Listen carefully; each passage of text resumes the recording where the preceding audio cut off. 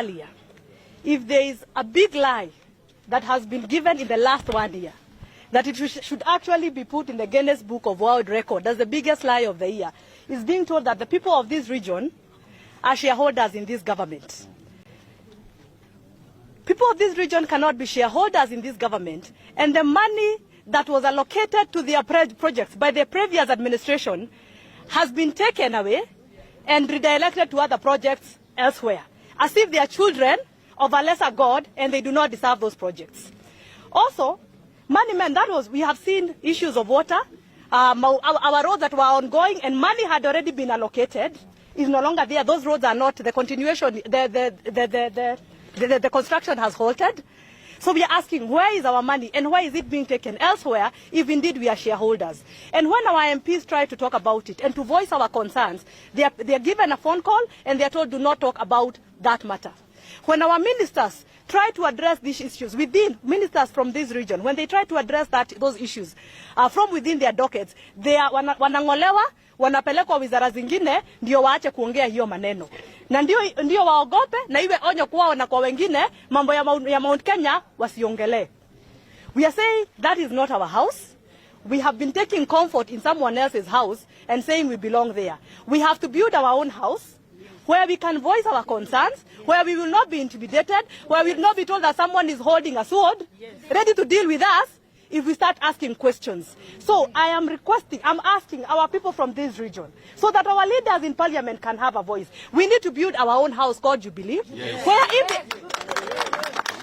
if they are chased away from the other side or they are intimidated, they will have a place to call home. Jubilee is our liberation party. That is the party that is going to liberate us from this oppression. We cannot be staying in the oppressor's house and saying hiyo ni nyumba yetu tukona shareholding. From now moving on, we have to start a new movement where we go build our party Jubilee, and then from there start raising our voices, start challenging our MPs, our ministers to talk without fearing. We are not, I've said, we are not children of a lesser God.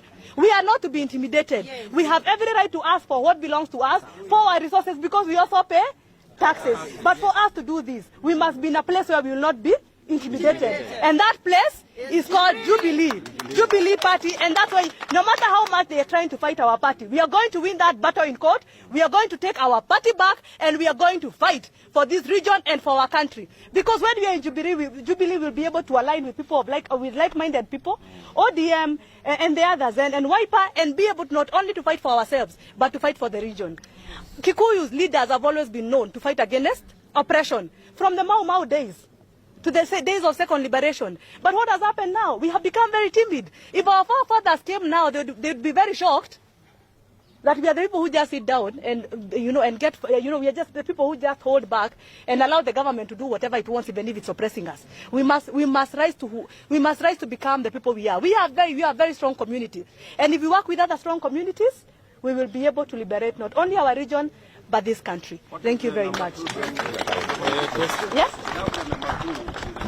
What is it doing? The number two in the government. The number two in government is the one who is telling us that we are shareholders in that government, knowing that he's lying. If he is a shareholder himself, Rigathi Gachagua is a shareholder in government, and whoever else feels he's a shareholder because they have government appointments, that does not represent the rest of us. That is Rigathi Gachagua and his office. It does not represent Mount Kenya, because he never talks about Mount Kenya. People have been dying in Lamu, Kikuyus. People are being harassed in Eldoret. He does not talk. I have not heard him talk about Lamu. I have not heard him talk about Nyamakema traders. But he's telling us we are shareholders. Hiyo ni kiti yake yeye mwenyewe. Haituhusu. Yeye haituhusu. So that is his position as Rigathi Gachagua. It does not belong to Mount Kenya or to the Kikuyu community. Thank you very much.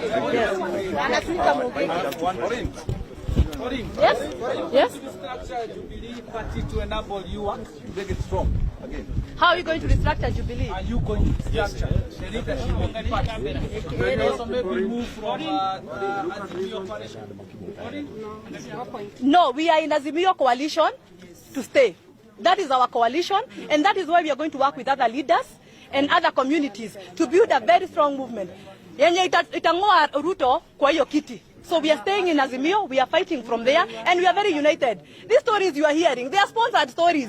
To say that Azimio is divided, I don't know who is here, who is no. Azimio is together. Yes. And we are going to fight this battle together. And about restructuring of Jubilee, the most important thing right now for Jubilee is to start from the grassroots. Building up. We cannot just be a party that talks from up there, but mashinani hatuna watu. So as you've been seeing our Secretary General, Kioni, moving from one county to another, just trying to bring people together at the grassroots level. We are having, we are having leaders, young leaders, appointing young leaders to lead Jubilee in different counties. You saw him and our party chairman, David Murathe in Lamu, also defending our people. So we are building this party. We are restructuring, but from bottom, from the bottom as we build to a very high, to a very strong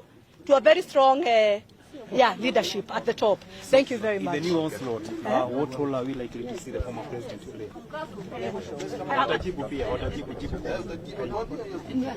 Let him first speak and then I'll answer.